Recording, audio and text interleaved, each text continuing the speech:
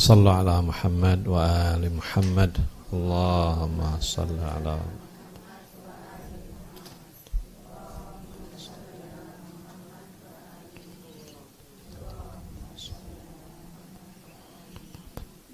أعوذ بالله من الشيطان الرجيم بسم الله الرحمن الرحيم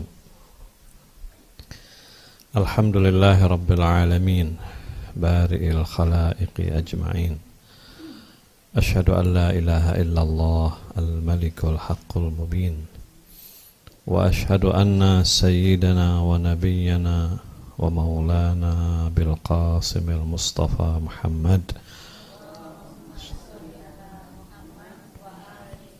المبعوث رحمة للعالمين وعلى آله الطيبين وأصحابه المنتجبين رب اشرح لي صدري ويسر لي أمري واحلل عقدة من لساني يفقه قولي سبحانك لا علم لنا إلا ما علمتنا إنك أنت العليم الحكيم.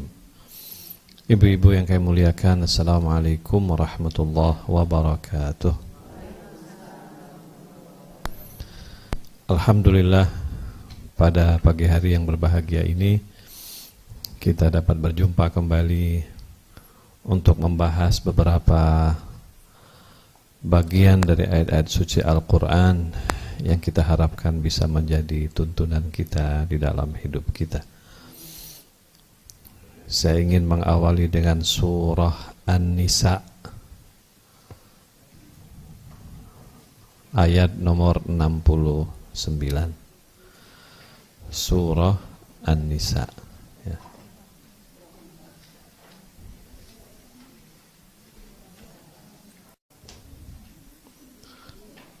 Surah An-Nisa ayat 69.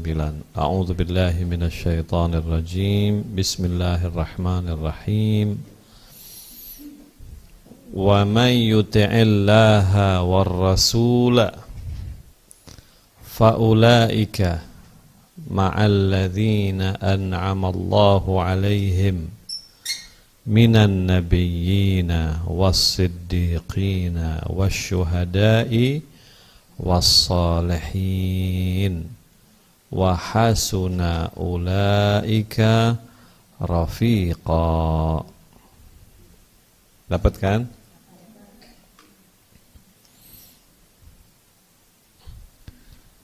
Barang siapa yang taat kepada Allah dan Rasul-Nya, mereka itu akan bersama-sama dengan orang-orang yang dianugerahi nikmat oleh Allah, yaitu para nabi, para siddiqin, orang-orang yang mati syahid, dan orang-orang yang soleh. Dan mereka itulah teman yang sebaik-baiknya. Ibu-ibu yang sangat saya muliakan, ada dua hal yang sangat indah di dalam ayat ini. Yang pertama adalah orang-orang yang sangat layak untuk kita jadikan sebagai sahabat, dan mereka adalah sahabat yang terbaik. Dan yang kedua adalah kita ingin bergabung dengan orang-orang yang diberikan nikmat oleh Allah Subhanahu wa ta'ala.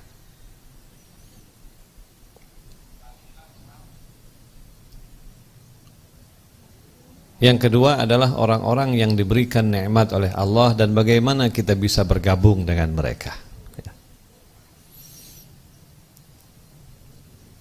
Nah, kalau kita berbicara poin yang pertama, orang-orang yang dianggap sebagai teman yang sebaik-baiknya, Allah Subhanahu wa ta'ala menyebutkan 4. Pertama adalah nabi, siddiqin, syuhada, dan salihin. Nabi yang pertama, karena itu kalau bisa bersahabat dengan nabi kan luar biasa. Karena itu para sahabat Nabi sallallahu alaihi wasallam yang hidup bersama Nabi, beriman kepada Nabi, setia kepada Nabi, maka mereka adalah orang-orang yang sangat dekat dengan Allah Subhanahu wa ta'ala. Yang kedua adalah siddiqin, orang-orang yang jujur, orang-orang yang jujur, siddiq. Imam Ali alaihi salam berkata, ana siddiqul akbar, aku ini adalah orang yang siddiq yang paling agung. Nabi Yusuf alaihi salam di dalam Al-Quran juga disebut sebagai orang yang siddiq. Nabi Ibrahim juga siddiq, wa kana siddiqan nabiyya, orang yang sangat jujur. Kita akan bicara itu. Yang ketiga siapa? Yang ketiga adalah syuhada. Siapa yang disebut sebagai sayyidus syuhada? Al-Imam Al-Husain alaihi salam. Sebelum Imam Husain ada satu orang yang diberi gelar oleh Nabi sebagai penghulu para syahid. Siapa? Sayyidina Hamzah. Sayyidina Hamzah adalah ammu Rasulillah, pamannya Rasulullah. Sebelum Imam Husain syahid di Karbala, Sayyidina Hamzah diberi gelar oleh Rasulullah dengan panggilan Sayyidus Syuhada, penghulu para syahid. Ini keluarga Nabi ini semuanya penghulu. Ibu lihat ya. Rasulullah Sayyidul Mursalin. Betul? Putrinya Sayyidah Fatimah apa? Sayyidatu Nisa'il Alamin, penghulu wanita surga. Suami Sayyidah Fatimah, Imam Ali, dikenal sebagai Sayyidul Ausiya, penghulu para wasi, orang yang menerima wasiat daripada Rasulullah. Ya kan? Sayyidul Ausiya atau Sayyidul Auliya, dua mungkin. Wali, penghulu para wali. Saya ulangi lagi Ibu. Kalau Rasulullah Sayyidul Mursalin, penghulu para Rasul. Sayyidah Fatimah apa? Sayyidatu Nisa'il Alamin, artinya penghulu wanita seluruh alam semesta, gitu kan? Kalau Imam Ali apa? Sayyidul Aulia, penghulu para wali. Kalau Imam Husain apa? Imam Hasan dan Husain, Sayyidah Syababi Ahlil Jannah, penghulu pemuda surga. Apa artinya penghulu pemuda surga Ibu-ibu? Coba bayangin. Artinya apa? Katanya begini Ibu-ibu, perhatikan. Dulu ada nenek-nenek, Ibu kan belum nenek-nenek nih, ya, belum kan? Yang jadi nenek udah, tapi merasa belum nenek-nenek. Beda kan antara nenek dengan nenek-nenek? Yang punya cucu namanya nenek. Satu aja Bu. Belum merasa nenek-nenek, belum merasa tua banget gitu loh, ya. Dulu ada nenek-nenek ketemu Nabi. Terus dia nanya sama Rasulullah, ya Rasulullah, orang kayak saya ini nanti masuk surga enggak? Rasulullah bilang enggak. Nangis nih nenek-nenek. Ya Allah, saya sudah tua segini, udah susah-susah beriman kepada Allah, nanya sama Rasulullah, saya masuk surga enggak? Rasulullah bilang enggak. Nangis dia Bu. Kemudian Rasulullah bersabda, memang nanti penghuni surga enggak ada yang nenek-nenek. Penghuni surga semuanya jadi muda. Ibu-ibu yang sudah nenek-nenek kalau sudah masuk surga apa? Jadi muda lagi. Insya Allah kalau Allah masukkan kita surga, insya Allah. Semua penghuni surga adalah muda. dan penghulu pemudanya adalah Al-Hasan wal Husain. Karena tidak ada penghuni surga yang tua-tua, semua penghuni surga adalah muda. Dan Al-Hasan wal Husain adalah sayyida syababi ahlil jannah. Dialah yang akan menjadi penghulunya. Subhanallah. Ibu-ibu yang nanti akan menjadi penghulu kita di surga adalah Al-Hasan wal Husain. Mudah-mudahan Allah masukkan kita ke sana insyaallah ya. Mudah-mudahan bisa ketemu sama Al-Imam Al-Hasan dan Al-Husain. Nah, ibu-ibu lihat ini keluarga Rasulullah semuanya penghulu. Rasulullah Sayyidul Mursalin, Imam Ali Sayyidul Ausiya atau Aulia, Sayyidah Fatimah Sayyidatun Nisa'il Alamin, Hasan dan Husain Sayyidah Syababi Ahlil Jannah, penghulu pemuda-pemuda surga. Ada gelaran satu lagi untuk Imam Husain, namanya Sayyidus Syuhada, penghulu para syahid. Ibu-ibu saya tanya, coba ibu cari, siapa selain keluarga Nabi ini yang mendapatkan gelar penghulu dari Rasul, dari Allah Subhanahu wa taala? Adakah orang lain selain dari mereka yang 5 ini mendapatkan gelar sayyid daripada Allah? Sayyid dalam pengertian penghulu, pemimpin. Tidak ada. Nabi Muhammad sayyid, artinya penghulu seluruh rasul. Jadi kalau kita bicara ada 25 atau 27 rasul yang memimpin para rasul, imam para rasul, penghulu para rasul. Yang paling mulia dari seluruh rasul adalah Rasulullah. Kalau kita bicara aulia, para wali utusan Allah, para wali, ya Bu ya, para kekasih Allah, atau para ausia, orang-orang yang mendapatkan wasiat daripada Rasulullah. Seluruh nabi itu punya wasinya. Misalnya Nabi Musa wasinya Harun misalnya. Wasi itu artinya orang kedua. Paham ya Bu ya? Artinya kalau dia tidak ada, kalau Rasulullah tidak ada, orang keduanya ada. Itu namanya wasi.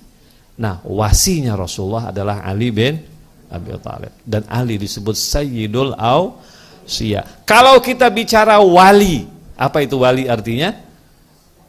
Orang yang sangat dekat dengan Allah. Gitu kan? Orang yang sangat dekat dengan Allah, maka wali yang paling tinggi adalah Al-Imam Ali bin Abi Thalib. Sayyidah Fatimah, Sayyidatun Nisa'il Alamin, penghulu wanita alam semesta. Hasan dan Husain disebut sebagai Sayyidah Syababi Ahlil Jannah. Sekalian Has dan Imam Husain diberi gelar sebagai Sayyidus Syuhada, sebagai penghulu para syahid. Sayyidina Hamzah mendapatkan gelar apa? Sayyidus Syuhada sebelum Al-Husain syahid. Ada satu sepupu Nabi yang sangat istimewa, yang disebut sebagai orang yang nanti punya sayap terbang di seluruh surga. Siapa namanya? Ja'far At-Tayyar. Ja'far bin Abu Thalib. Dia adalah kakaknya Imam Ali bin Abu Thalib. Karena kedua tangannya terputus pada waktu peperangan Mu'tah, dan dia syahid dalam peperangan itu, Nabi SAW memberinya sebuah gelar namanya Ja'far. Dia bilang At-Tayyar karena dia punya dua sayap yang nanti akan terbang di surga. Ini keluarga yang luar biasa. Tidak ada di dunia ini sepanjang sejarah keluarga yang seindah keluarga Rasulullah sallallahu alaihi wasallam. Nah, ibu-ibu, pertanyaannya, kita ingin bersahabat dengan orang-orang seperti ini, betul kan? Bu, pengen gak bersahabat dengan orang-orang seperti ini? Bu, bersahabat itu tidak artinya hanya kita ini hidup sezaman dengan dia. Kan ada istilah macam-macam bersahabat. Ada sahabat artinya dekat fisik seperti ini.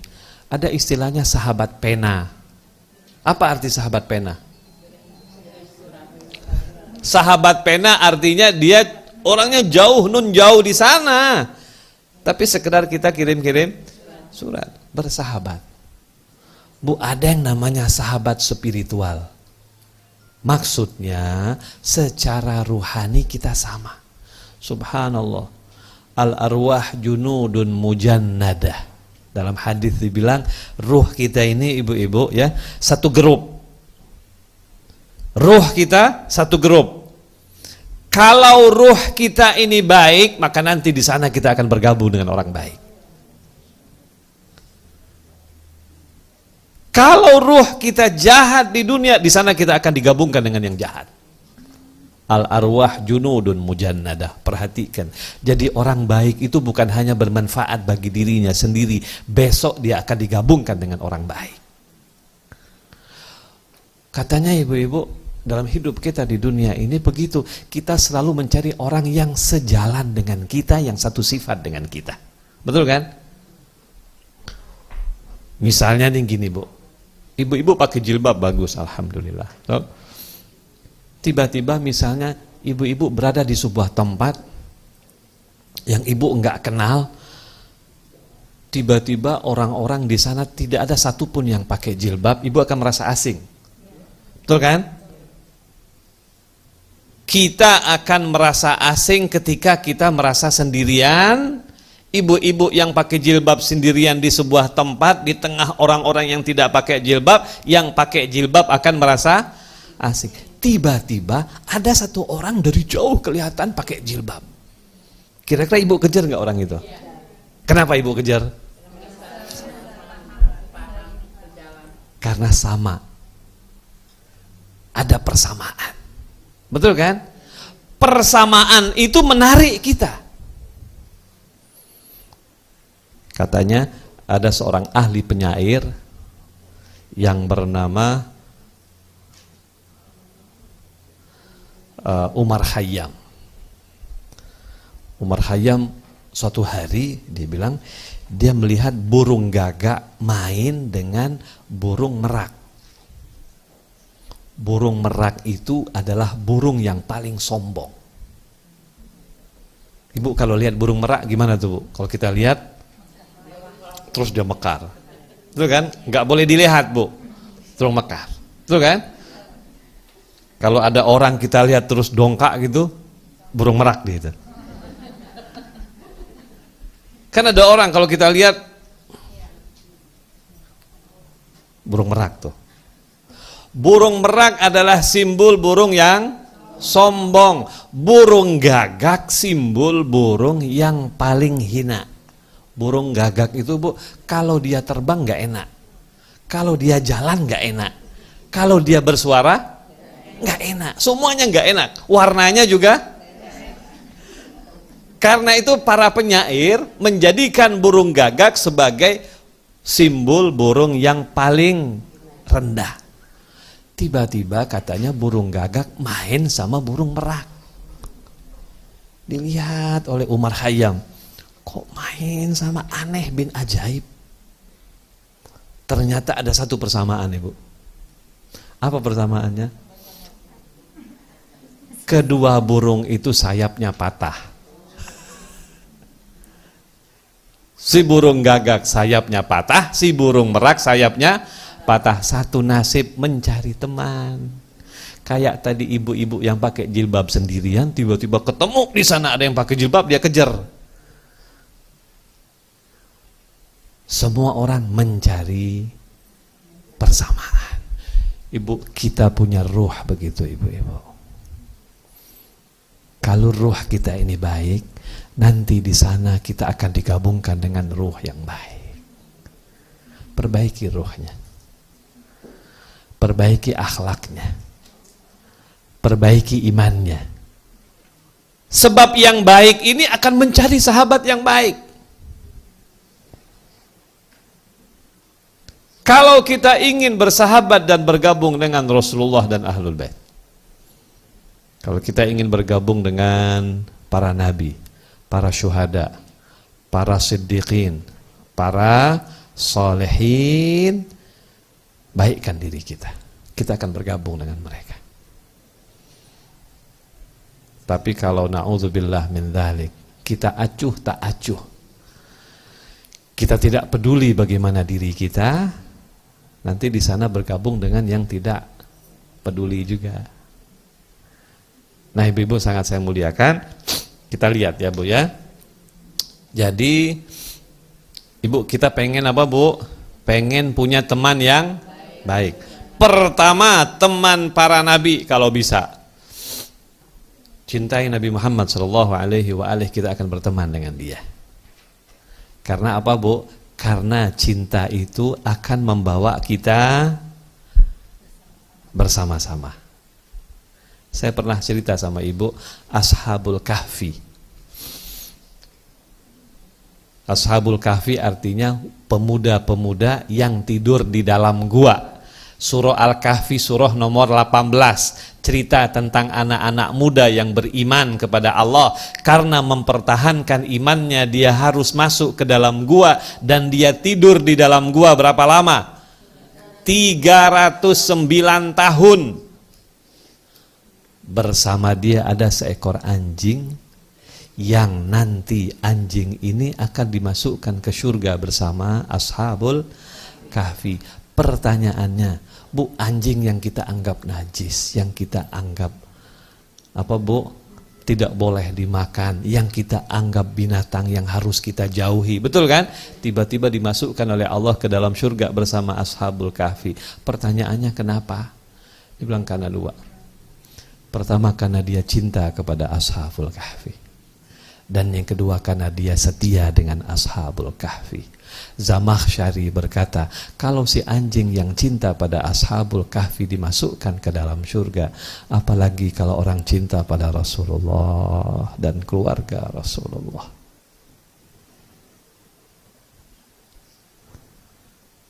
Jadi cinta itu menarik kita.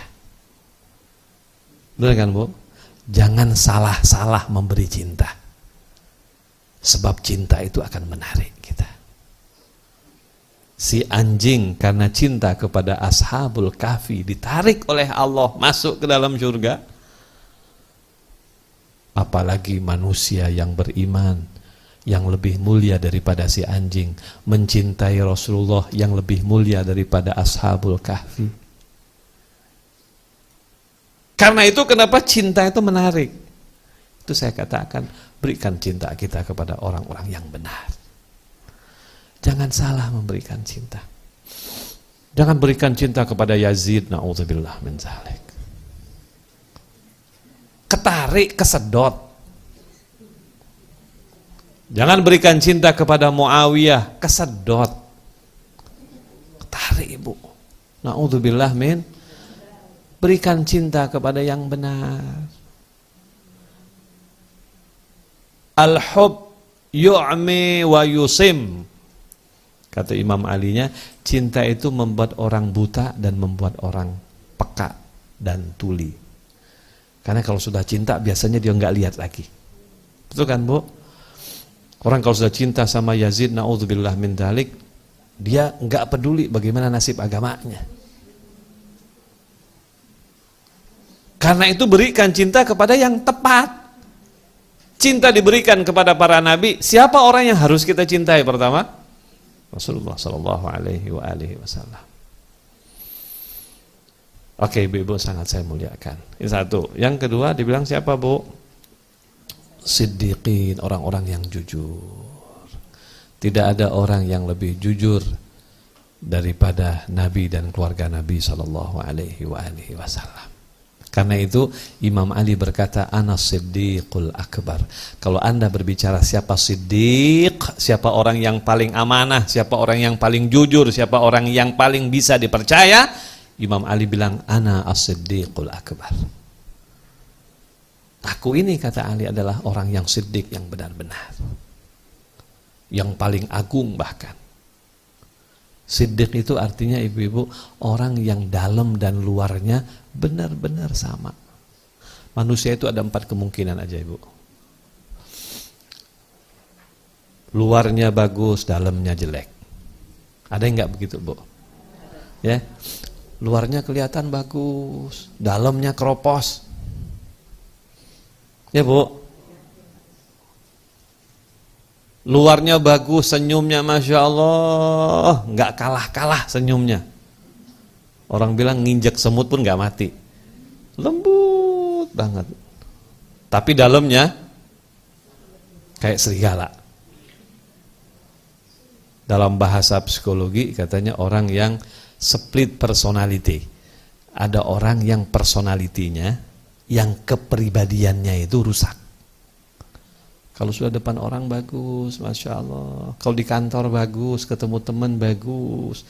Tapi pulangnya, na'udzubillah min dzalik. Nah, ada orang yang lahiriahnya bagus, batiniahnya buruk. Satu orang. Yang kedua katanya ada orang yang sebaliknya. Yang luarnya jelek, tapi dalamnya bagus. Di rumah bagus, di luar galaknya bukan main. Ada yang nggak gitu, Bu? Kebanyakan ibu-ibu atau bapak-bapak? Di dalam Masya Allah baik, betul. Emang betul tuh bapak-bapak di rumah baik, sama istrinya, sama anaknya baik, betul. Di luar galak, gitu kan, Bu? Itu juga split personality namanya. Orang yang kepribadiannya rusak. Yang ketiga, na'udzubillah, orang yang di luar dan di dalamnya buruk. Dua-duanya buruk. Lahirnya hanya buruk, dalamnya juga buruk. Dan yang keempat adalah orang yang lahiriah dan batiniahnya baik, bagus. Nah, ini orang-orang yang siddiqin. Maaf ya, Bu ya. Orang-orang yang benar-benar di hadapan Allah dia jujur, di hadapan manusia dia jujur. Ada orang, mohon maaf Bu, ada orang di hadapan manusia kayaknya bagus, kalau sudah di hadapan orang sholatnya bagus, ketika orang nggak ada dia nggak sholat. Di hadapan orang sholatnya khusyuk, nggak ada orang sholatnya asal-asalan. Di hadapan orang kalau sodakohnya bagus, nggak ada orang pelitnya minta ampun. Kalau sudah banyak orang soleh, nggak ada orang toleh. Bu, itu namanya orang yang tidak jujur. Siddiq adalah orang yang dimanapun dia berada sama jujur. Itu Bu ya. Itu siddiq. Karena itu Imam Ali alaihissalam dimanapun dia berada dia baik. Rasulullah begitu, Ahlul Bait begitu. Itu adalah orang yang mukhlis 100%. Oke, Bu, carilah sahabat seperti itu. Bisa nggak, Bu? Ada nggak dalam kehidupan kita orang-orang yang antara lahiriah dan batiniahnya benar-benar baik? Insya Allah ada, walaupun belum sempurna. Bu, kita mendidik diri kita begitu kan? Kita mendidik diri kita dimanapun kita berada, kita jujur. Ala kulli hal. Itu yang ketiga. Yang keempat, solehin. Orang-orang yang soleh. Karena itu kenapa dalam Al-Quran banyak sekali doa kepada Allah meminta istri yang soleha, suami yang soleh, anak yang soleh. Wahabli minas solehin. Ya Allah, anugerahkan untukku keturunan yang soleh. Seorang wanita yang paling mulia adalah wanita yang soleh. Nikmat yang paling besar bagi sang suami adalah istri yang soleha. Nikmat yang paling besar bagi sang istri adalah suami yang soleh. Kan gitu, Bu.